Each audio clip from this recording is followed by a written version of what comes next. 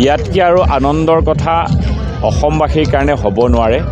কাজিৰঙাক ৭,০০০ কোটি টকা খৰচ কৰি কাজিৰঙাৰ বন্যপ্ৰাণী সংৰক্ষণ কৰিবৰ কাৰণে অসমৰ যাতায়াত ব্যৱস্থা এটা হ'বৰ কাৰণে আৰু কাজিৰঙাক ৱৰ্ল্ডৰ এটা ভাল টুৰিষ্ট স্পট হ'বৰ কাৰণে যি অৱদান প্ৰধানমন্ত্ৰী ডাঙৰীয়াই জনালে, ইয়াতকৈ আৰু সুখৰ দিন, ইয়াতকৈ আৰু আনন্দৰ দিন কোনো অসমবাসীৰ কাৰণে হ'ব নোৱাৰে। দূৰত্ব কমাটো কমিবই। দূৰত্ব কমাতকৈও ডাঙৰ কথা হয় যেতিয়া বানপানীৰ সময়ত বা কেতিয়াবা আহি পেলাই যে গাড়ী চলাই গ'লে হঠাৎ যে দৌৰি আহি হৰিণাটোৱে খুন্দা মাৰেহি, হঠাৎ আহি গড়টোৱে আহি খুন্দা মাৰে, যে সেই পৰিৱেশটো বন্যপ্ৰাণীসকলক সুন্দৰকৈ তাত চলিবৰ কাৰণে যাতে তেওঁলোকে আহ যাহ কৰিব পৰা যি এটা সুচল ব্যৱস্থা, তাৰ উপৰিও যেতিয়া ইয়াত ওপৰত ইমান ধুনীয়া এটা এলিভেটেড কৰিডৰ হ'ব, মই ভাবোঁ এইটো পৰ্যটন এটা থলী হ'ব। কাজিৰঙাক আমি অসমত বুলি নহয় গোটেই ভাৰতবৰ্ষৰ এটা অন্যতম পৰ্যটন থলী হিচাপে গঢ় দিবৰ কাৰণে প্ৰধানমন্ত্ৰী মোদী ডাঙৰীয়াৰ যি প্ৰয়াস, ই সঁচাকৈ অকল্পনীয়। আমি ভাবিছিলোঁ যিমান তাতকৈ দুগুণ ৰাইজ উৎসাহিত হিচাপে ওলাই আহিছে। এয়াই একচুৱেলি মোদী ডাঙৰীয়াৰ প্ৰতি ভালপোৱা, ভাৰতীয় জনতা পাৰ্টীৰ প্ৰতি ৰাইজৰ আস্থা।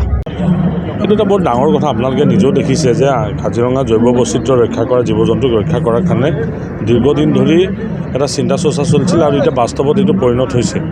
মই আশা কৰিম যে এইটোৱে ৰাইজক যথেষ্টখিনি সকাহ দিব আৰু ৰাস্তাটোতো ডেফিনেটলি দূৰত্ব কমিব, কিন্তু তাৰ লগে লগে বহুখিনি ইয়াৰ উপযোগিতা আছে।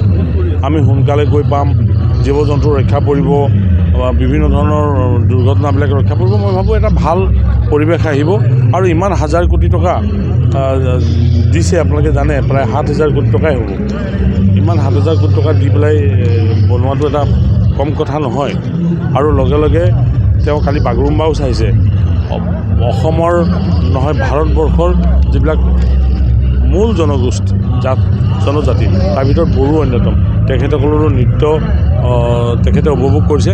মুখ্যমন্ত্ৰী হিমন্ত বিশ্ব শৰ্মা ডাঙৰীয়াকে পৰিকল্পনা কৰাৰ কাৰণে মই তেখেতক বহুত বহুত ধন্যবাদ জনাইছোঁ।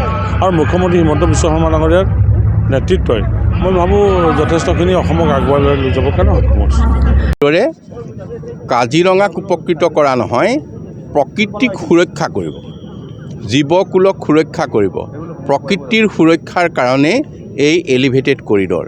বিশ্বৰ বহু আগশাৰীৰ দেশবিলাকে আজিকালি প্ৰকৃতিক বচাই, জীৱকুল বচাই মানুহৰ জীৱন বচাবলৈ গৈ আছে। ই এক ডাঙৰ পদক্ষেপ।